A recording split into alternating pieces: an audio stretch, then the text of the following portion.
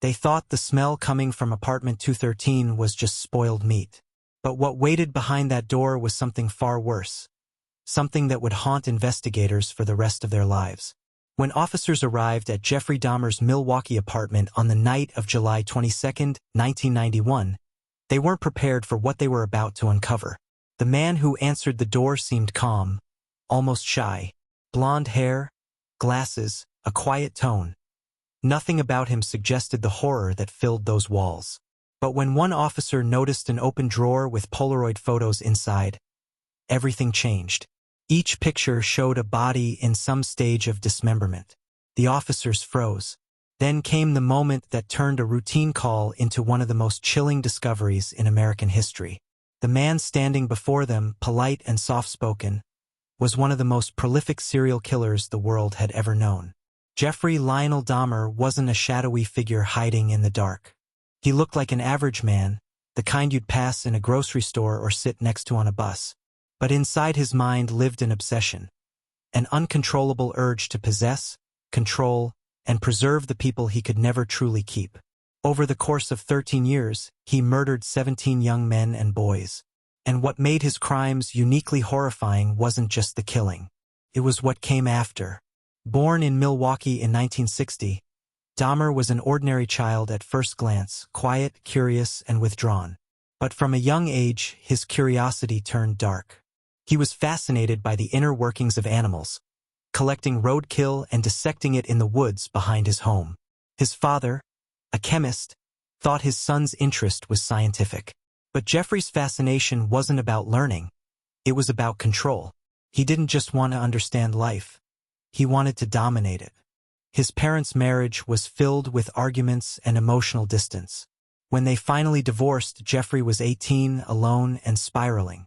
That isolation marked the beginning of his descent. One summer evening in 1978, he picked up a hitchhiker named Stephen Hicks. The two shared drinks and talked. But when Hicks said he was ready to leave, Dahmer panicked. He couldn't bear to be left behind again. He struck Hicks with a dumbbell, killing him instantly. Then, as if compelled by something he couldn't explain, he dismembered the body and disposed of the remains piece by piece. It was the first of many acts he'd later describe as an experiment in keeping someone forever. For nearly a decade after that, Dahmer lived in silence. He joined the army, but heavy drinking led to a dishonorable discharge. He drifted from job to job, often living with his grandmother, trying to suppress the urges that haunted him. But isolation only made them grow stronger. He began frequenting bars where he met young men, sometimes bringing them home, drugging them, and waiting for the moment they stopped breathing. He didn't want them dead, but he didn't want them to leave either. By 1987, Dahmer had his own apartment, and that's when the nightmare truly began. His methods became ritualistic. He'd invite someone over for a drink or to pose for photos, slip something into their drink, and once they were unconscious, he'd act out his fantasies of control. But soon even that wasn't enough. He started preserving pieces of his victims, keeping skulls and bones as trophies. He told investigators later that he wanted to build a shrine, a physical space where he could be surrounded by those he'd killed. What's most disturbing is how ordinary he seemed between murders. Neighbors saw him at the grocery store, riding the bus, talking politely in the hallway. Some complained about strange smells coming from his apartment. Dahmer always had an excuse: spoiled meat, plumbing problems. No one imagined the truth. Even when police came close to stopping him, he slipped through their fingers. In 1988, he was arrested for molesting a 13-year-old boy and served just a year in a work release program. Doctors warned that Dahmer showed severe psychological disturbances, but when he was released, no one monitored him closely. Within months, he killed again. That boy's younger brother would later become one of Dahmer's victims, a haunting coincidence that revealed the system's devastating failure. The world would later learn that Dahmer wasn't just killing, he was experimenting. He wanted to create what he called zombies, men who would remain with him but without will or consciousness. He injected acid and boiling water into their skulls, believing he could keep them alive in a permanent, compliant state. None survived, yet he continued to try. Then came the night of July 22, 1991.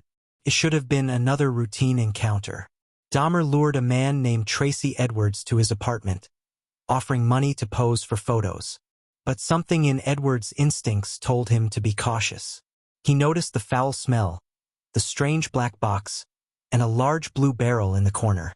When Dahmer tried to handcuff him, Edwards fought back. He escaped the apartment, running down the street until he found police. The officers followed him back to apartment 213. Dahmer, calm as ever, tried to explain that it was all a misunderstanding. But when they opened that drawer and saw the Polaroids, the illusion collapsed. One officer whispered, "These are real." Within minutes, Dahmer was in handcuffs, and the world was about to learn what had been hiding in plain sight for 13 years. Inside the apartment, investigators found horror beyond comprehension. The refrigerator contained human remains. A freezer held a heart and various organs. In the bedroom were skulls and bones, some painted, others polished. Acid-filled drums contained dissolved body parts. Every piece of the puzzle told a story of ritual, obsession, and control. And through it all, Dahmer remained eerily composed. During his confession, he spoke in a flat tone, explaining his actions as if discussing a routine job. "I didn't want them to leave," he said. "I wanted to keep them with me." Those words still send chills down the spines of those who heard them firsthand. The shocking part wasn't just what he did, but how close he came to being caught so many times before. There had been warnings, near misses, and moments when a single decision could have saved lives. One of the most devastating was the case of 14-year-old Konorak Synthesumphone. He escaped from Dahmer's apartment, drugged and terrified, only to be found by police. Dahmer calmly convinced them it was just a lover's quarrel, and the officers returned the boy to him. An hour later, Konorak was dead. That single moment became one of the most painful failures in law enforcement history. When the truth finally came out, the public struggled to comprehend how Dahmer had managed to live undetected for so long. He didn't hide in the shadows. He lived among ordinary people. He went to work, greeted neighbors, and smiled politely. Evil, it seemed, could wear a very human face. During his trial in 1992, Dahmer pleaded guilty but insane to 15 murders. The courtroom was packed with victims' families, listening in disbelief as the details were read aloud. Acts so brutal that even seasoned reporters looked away. Psychologists debated whether he was a monster or a man trapped by compulsion. Dahmer himself seemed uncertain. "I knew it was wrong," he said quietly, "but I couldn't stop." He was sentenced to 15 life terms, totaling more than 900 years. For many, that seemed like justice. But in 1994, just 3 years into his sentence, Jeffrey Dahmer was beaten to death by another inmate. His killer later said he did it because Dahmer showed no remorse, because he joked about his crimes. Even in death, Dahmer continues to fascinate and disturb the world. His story forces a question that no one has fully answered. Was he born evil, or did something in his life create him? Was it loneliness, abandonment, or something darker that shaped the monster behind the quiet smile? And perhaps the most chilling thought of all is that for over a decade, no one saw him for what he truly was. A man capable of unimaginable horror, hidden behind the face of an ordinary neighbor. Before we move into the next part of this story, take a moment to reflect. And if you've been drawn into this mystery, like and subscribe, because what comes next reveals how many chances were missed to stop him, and how close the world came to preventing one of history's most haunting crimes. Because sometimes, the most terrifying monsters don't hide in the dark. They live right next door. When the police finished cataloging every bone, every photograph, every jar, there was one question that echoed through the halls of the Milwaukee precinct. How did no one see this coming? Even before his arrest, warning signs had followed Jeffrey Dahmer like shadows. Teachers had noticed his drinking, his fascination with death. In the army, fellow soldiers reported his strange behavior, his obsession with control, and the way he seemed detached from emotion. But each red flag was seen in isolation, never enough to raise an alarm that could have stopped what came next. Inside the court-ordered evaluations after his 1988 conviction for child molestation, psychiatrists described him as deeply disturbed. They saw the blend of loneliness, alcoholism, and sexual pathology forming into something dangerous. One psychologist even wrote that Dahmer's compulsions were escalating, and that without intervention, he would likely reoffend. That report sat unread in a file cabinet while Dahmer quietly returned to Milwaukee and his apartment on North 25th Street. In the months leading up to his capture, neighbors heard grinding sounds late at night. Some smelled what they called rotting meat. Others saw men go into his apartment and never come out. But in that neighborhood, poor, largely ignored by city officials, complaints rarely went anywhere. Dahmer knew that. He had chosen his hunting ground carefully. His victims were often young men from marginalized communities, Black, Asian, or Latino, many of them runaways or struggling to get by. They were people society too often overlooked, and Dahmer used that invisibility as his shield. He promised them quick cash for photos, a few drinks, a good time. Most never made it out alive. Investigators later discovered that Dahmer kept meticulous track of his victims.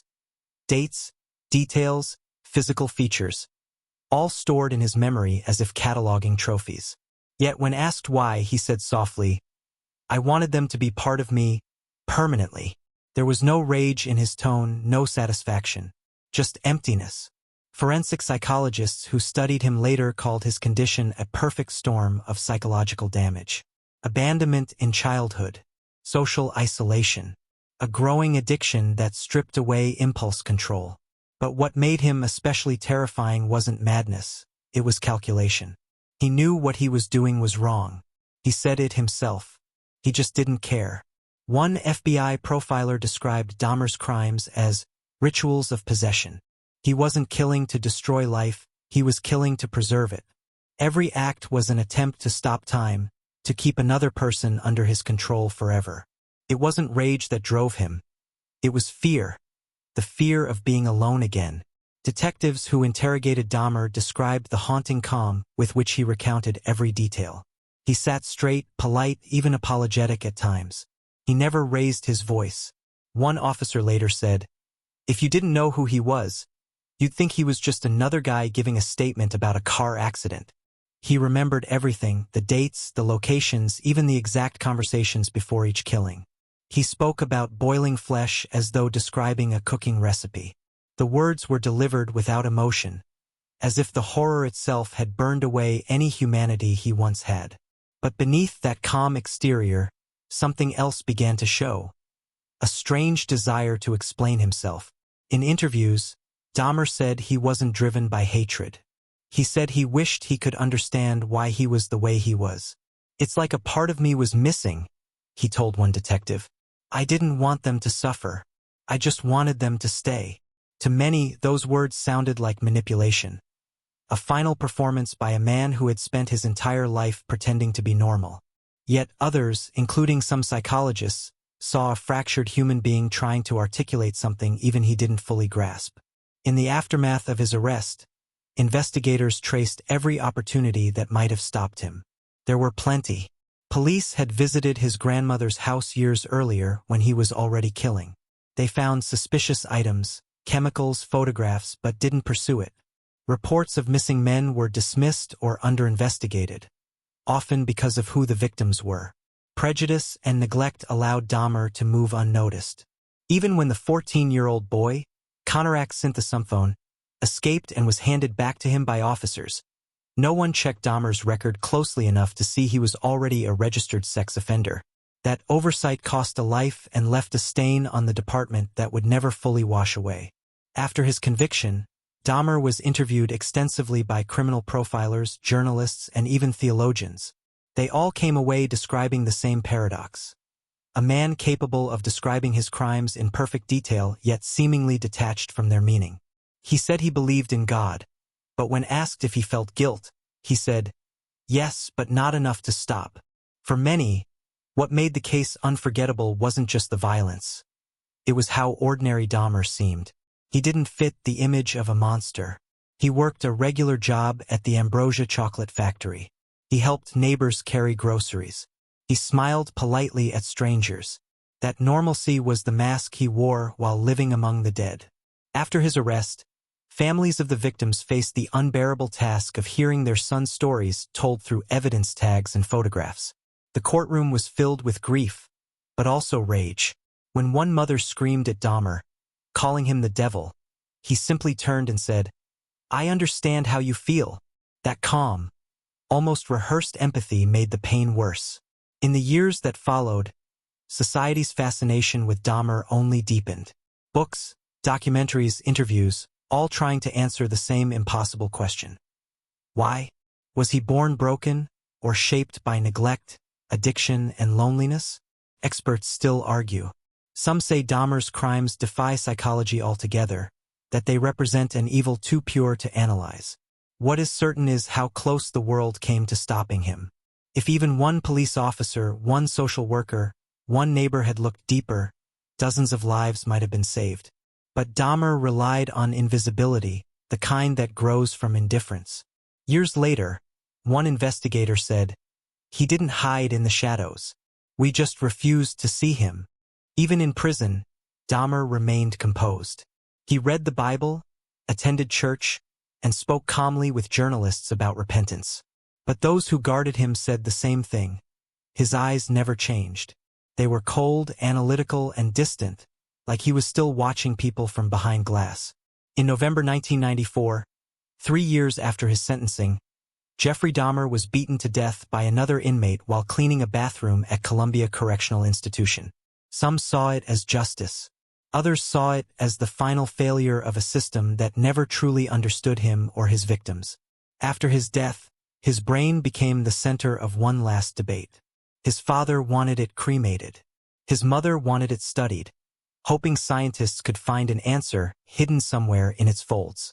In the end, it was destroyed, taking with it whatever truth might have explained the darkness inside him. Today, Dahmer's story remains a grim warning about what happens when isolation meets obsession, when a society looks away, and when the face of evil becomes indistinguishable from the face of the man next door.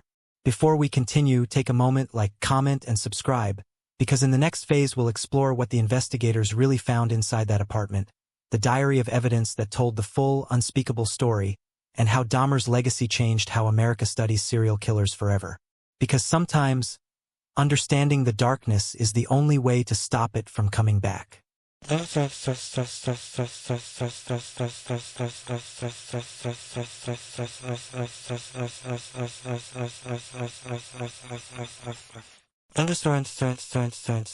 When detectives stepped into apartment 213, it felt less like a home and more like a tomb.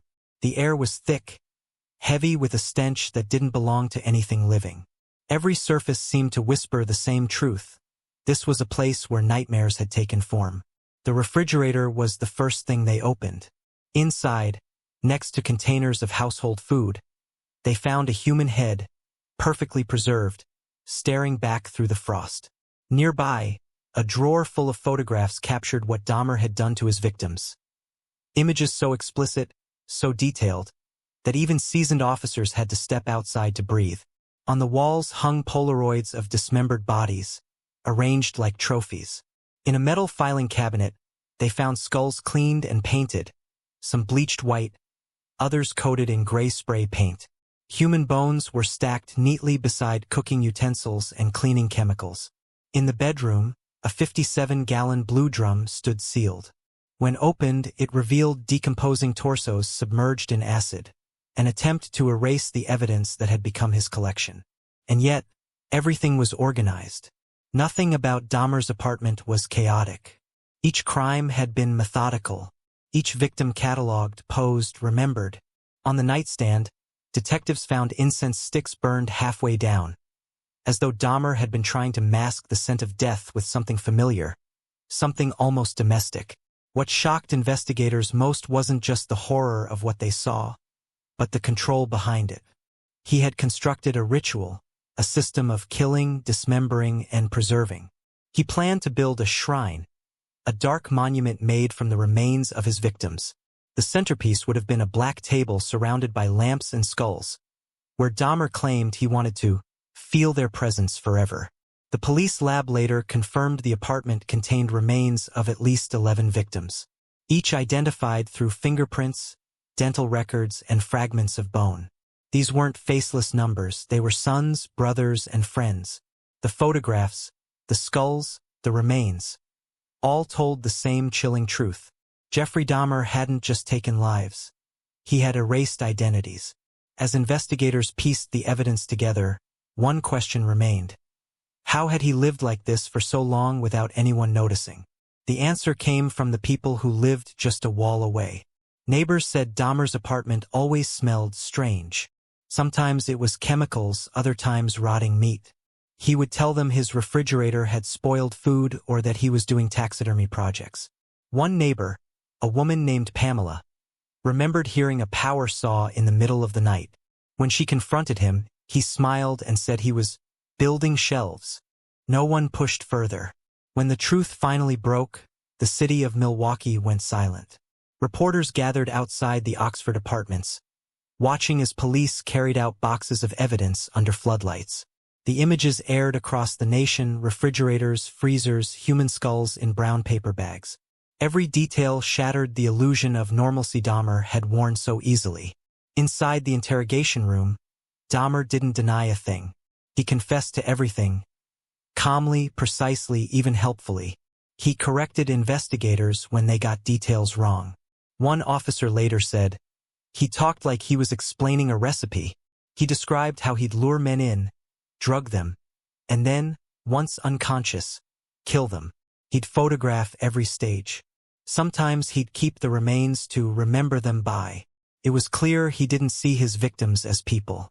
To him, they were objects frozen in time, possessions. Dahmer told detectives he had never killed out of hate. He said it was a need to keep them. The phrase echoed through courtrooms, headlines, and interviews. The public couldn't understand how a man so polite, so quiet, could do something so inhuman. But that's what made Dahmer terrifying. He didn't fit the monster people expected. He looked ordinary. He sounded sincere. As forensic experts processed the evidence, they realized Dahmer's crimes had a level of organization that bordered on scientific. He experimented with chemicals, testing how to preserve flesh longer. He kept notes about decay, even sketched diagrams of the human body. It was as though he was studying his victims, turning death into research. The district attorney who led the case said, "There was no madness in his method, just calculation." But even as the truth unfolded, Dahmer's demeanor remained disturbingly calm. He told investigators, "I knew it was wrong. I stopped caring." When asked if he enjoyed killing, he said, "No, I enjoyed the idea of not being alone." When the trial began, the courtroom filled with families who had waited years for answers. Some couldn't look at him. Others wanted him to look at them, to feel the pain he caused. But Dahmer rarely lifted his head. His expression stayed the same: blank, distant, detached. The defense claimed insanity. They said Dahmer's acts were proof of a broken mind. But the prosecution argued otherwise, that Dahmer knew exactly what he was doing. He had hidden evidence, planned his crimes, and worked a steady job through it all. After weeks of testimony, the jury agreed. Jeffrey Dahmer was found legally sane and guilty on all counts. His sentence: 15 consecutive life terms, nearly 1,000 years behind bars. But even then, the story didn't end. In prison, Dahmer became a strange sort of fascination. Some inmates hated him. Others treated him like a celebrity. He joined Bible studies, spoke about finding God. But guards noticed something eerie. Even in prayer, his expression never changed. One officer recalled, "He said all the right words, but his eyes were empty." When news broke of his death in 1994, beaten by a fellow inmate, the reaction outside was divided. Some called it justice. Others called it another tragedy. But everyone agreed on one thing: the world had seen something it couldn't unsee. The photographs, the confessions, the apartment, all of it left a scar on the public conscience. It wasn't just the brutality of the murders. It was the fact that evil could look so ordinary, so invisible. And that realization changed everything: how police investigated, how profilers studied killers, and how society understood the monsters who hide behind polite smiles. Before you go, take a moment, like, comment, and subscribe, because in the next part, we'll explore the aftermath, the trial, the media storm, and the chilling final interviews that reveal what Jeffrey Dahmer said about his crimes, his faith, and his fate. What do you think? Was Dahmer born evil or made by circumstance? Comment below. Your thoughts might just shape our next investigation. The courtroom was silent when Jeffrey Dahmer entered. He didn't look like a monster, he looked like an accountant. Clean shirt, soft voice, steady eyes. But every person in that room knew what he had done. Parents of victims sat shoulder to shoulder, holding photographs. Some glared. Others cried quietly, waiting to hear what could possibly be said in defense of the indefensible. The prosecution painted Dahmer as a man who lived two lives. One, the polite neighbor who helped carry groceries. The other, a predator who turned his apartment into a slaughterhouse.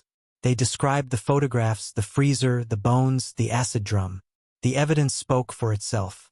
When Dahmer's defense stood, they didn't deny a thing. Their argument was that no sane person could do what he did.